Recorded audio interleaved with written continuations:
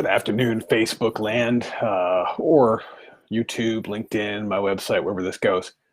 I want to talk to you today about what a creator chooses, right? Because ultimately, you guys have heard me talk about creator versus consumer over and over and over again.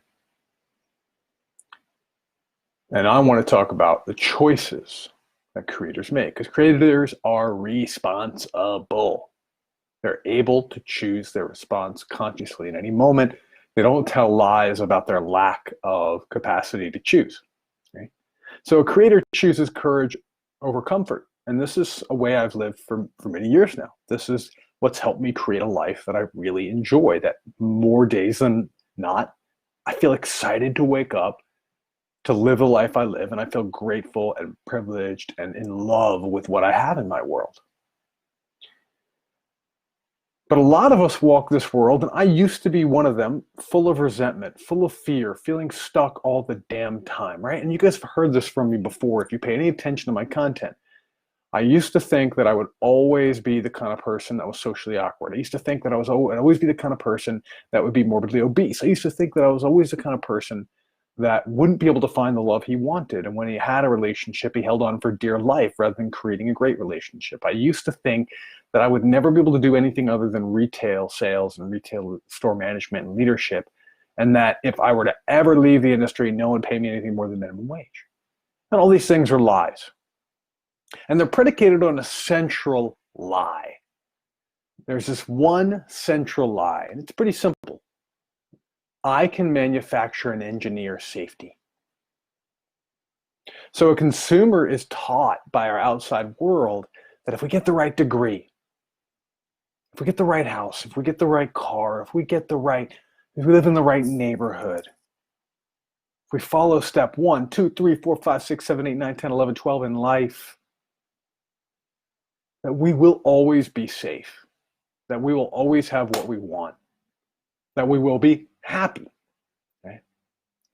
But the truth is, we can never truly live a safe, fully safe, and when I talk about safe, I mean emotionally safe life.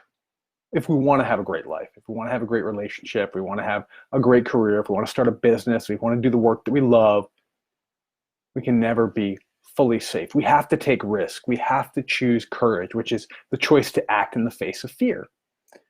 But so many people that I work with, and me in my past, we think that we can engineer and manufacture safety. And this is what it looks like in my life. This is what it looked like in my life. I picked a job that I was naturally good at, where I could easily shine, where I could succeed without taking huge risks.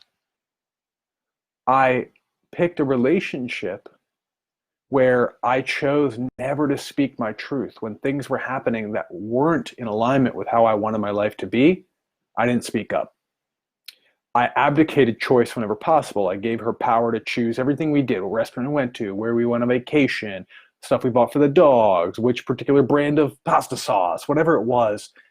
I abdicated choice because if someone else makes a choice, I can't mess up and I'm always safe. And I avoided the discomfort of things like choosing to challenge myself to take care of my body, choosing physical discomfort to get healthier. So now I've got the life that I live today because I keep choosing discomfort and I keep choosing challenge. And I keep choosing to believe that I'd rather live a life that's alive and exciting and powerful and engaged than to feel that I'm safe all the time.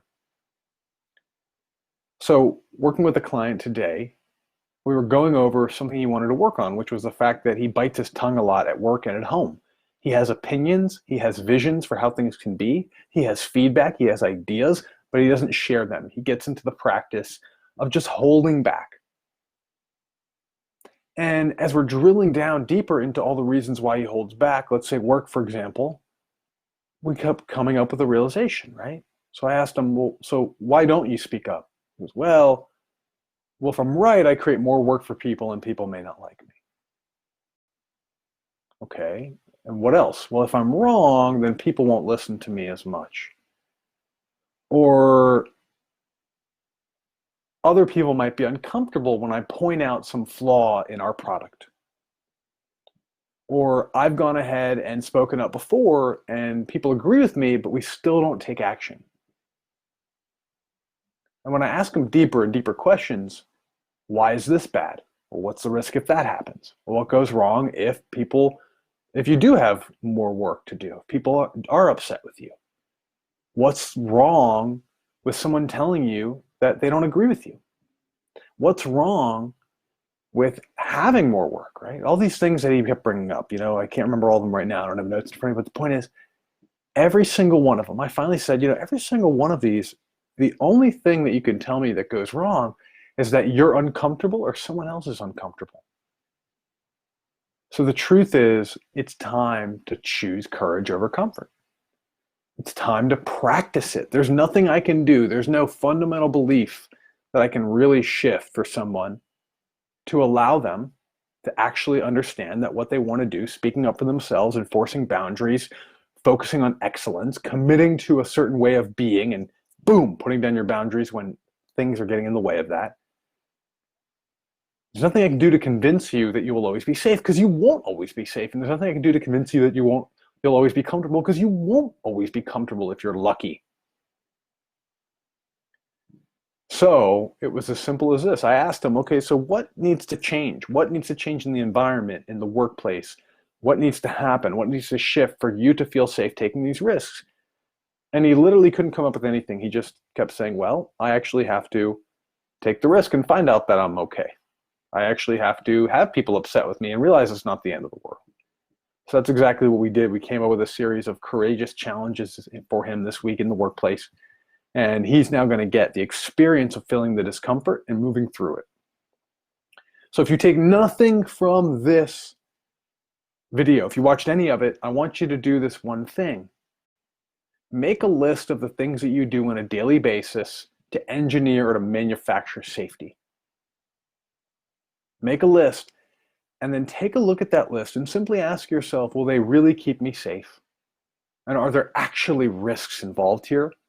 Or am I just setting up my world so that I don't have to face discomfort? So I hope this is helpful. If you enjoyed it, drop a comment below. I'll talk to you tomorrow. Peace.